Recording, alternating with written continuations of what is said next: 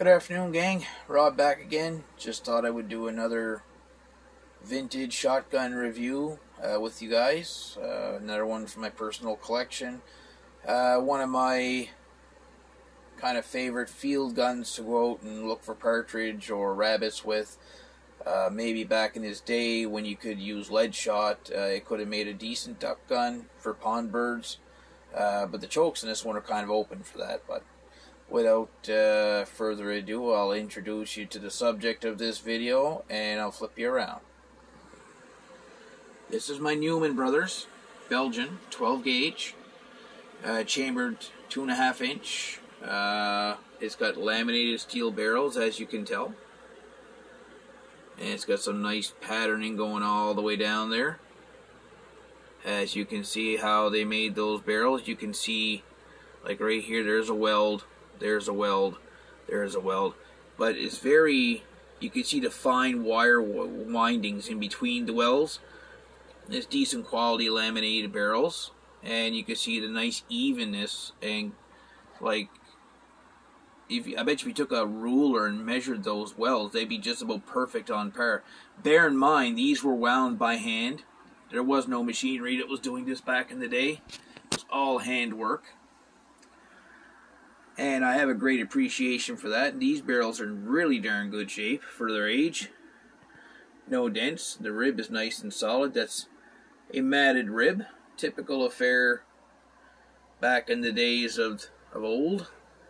The proof marks on this gun puts it at about the late 1880s to early 1890s. Here's something interesting about this one. It's actually got 24 karat gold inlaid into the both breech ends of the barrel. Also, you'll notice right here, I'll put my big fat finger in here, it says choke board right here. So this barrel here has like close to a modified choke. There's no choke in the other barrel. And right here on the rib, it's marked laminated steel right there. I'll get a better look at it after. But just your typical Belgian hammer gun, side lock. Top lever brake, and there's the name right there, Neumann Bros. It was a trade name gun back from Belgium. You've seen them in catalogs like Eaton's and A.F. Stoger's and whatnot, and they were sold at hardware outlets. But this, I don't think would have been much of a hardware store gun. This could have been like special order with the gold. I don't have any proof of that, but I'm assuming that, you know, Farmer Joe wasn't looking to buy guns embellished in gold, if you know what I mean.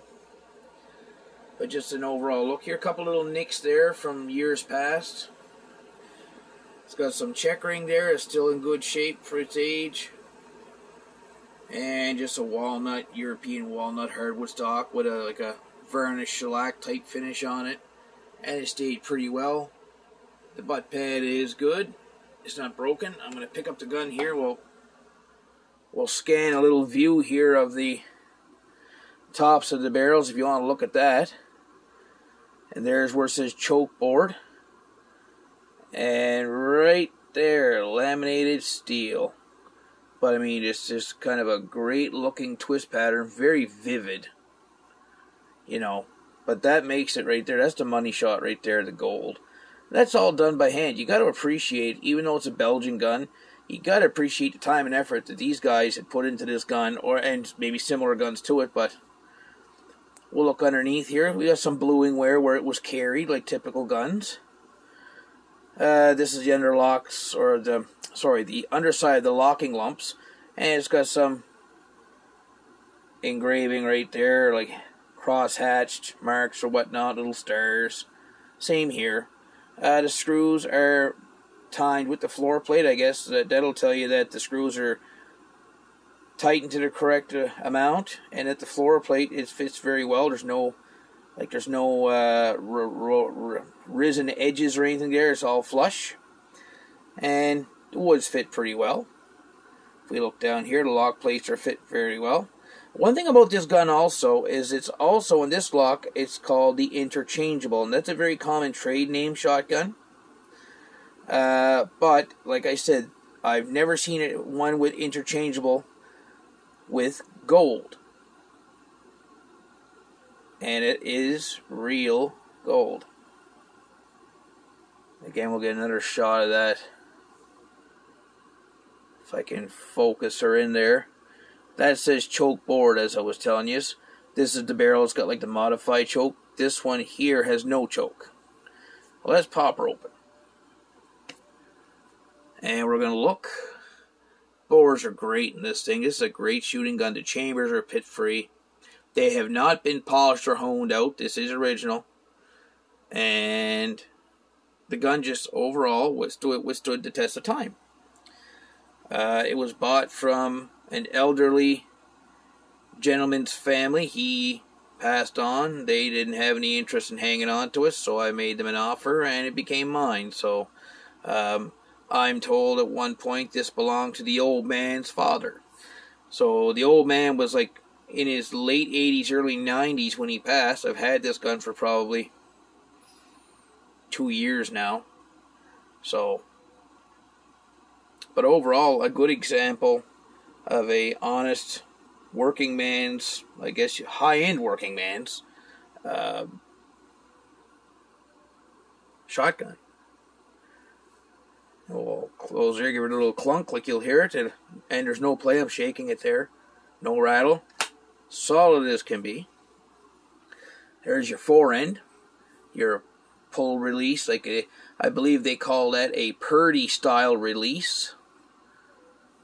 Walnut forend. It's got like a little sliver missing right here. It was like that when I got it. So I would say over the course of time the woods become dried out and a little piece came off there, which is no big deal to me. The gun is still, yeah, you can see it right there. But other than that, that's what it would look like.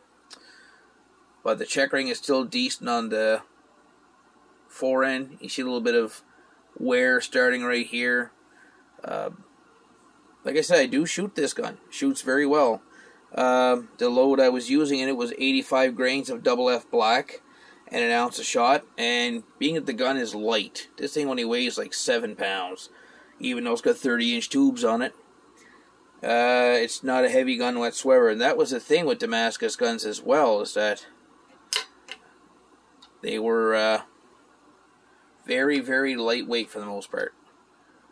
I'm gonna just put this down here on my lap for a second. Let you look at the underlugs. That's just some grease I use to lubricate the hinge area. But it's your typical snap-on forend. The serial number there matches the forend iron, and it's the original wood finish here. And everything's fit pretty well. That's not a crack. That's just like a little dimple, I guess you'd call it, in the forend. And what I may do is just show you some of the markings under here. You can see where one's marked with the choke, one's not. And we have some inspector's marks and really vivid view of that pattern under there. Just overall, an honest to goodness shotgun. And we'll just snap that back on there. No play in it. And we'll put you right back up here on the displayed roar, I guess you'd call it. It's kind of my thing now, where I have like a little thing to display. So if you have any questions on the gun, I'm going to post a video here and then review of them beautiful twist patterns. I just love these things. People don't have an appreciation for them. They think they're going to blow up. They could not be furthest from the truth.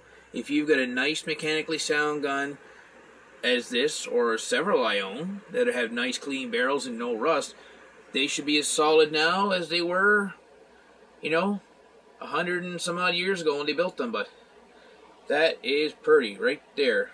Right? I'll put my chubby finger in here somewheres. There we go. It's just gold right here. And you can't even feel that. It's like engraved and inletted, and it's leafed into there. So I don't take steel wool to this one, as you can tell. I just keep cloth and oil. That's how I keep them. And if anybody wonders what I use for oil, that is my favorite oil to use on these guns right there. I recommend it highly. According to the bottle, look at that. It's good for up to a 1/4 horsepower. But just kidding. But I use that oil, it works great on it. So like and comment, subscribe, and we'll see you in the next video. I'll showcase another one. I'm going to try and upload this one, and we'll see how it goes. Ciao for now, guys. Have a great day.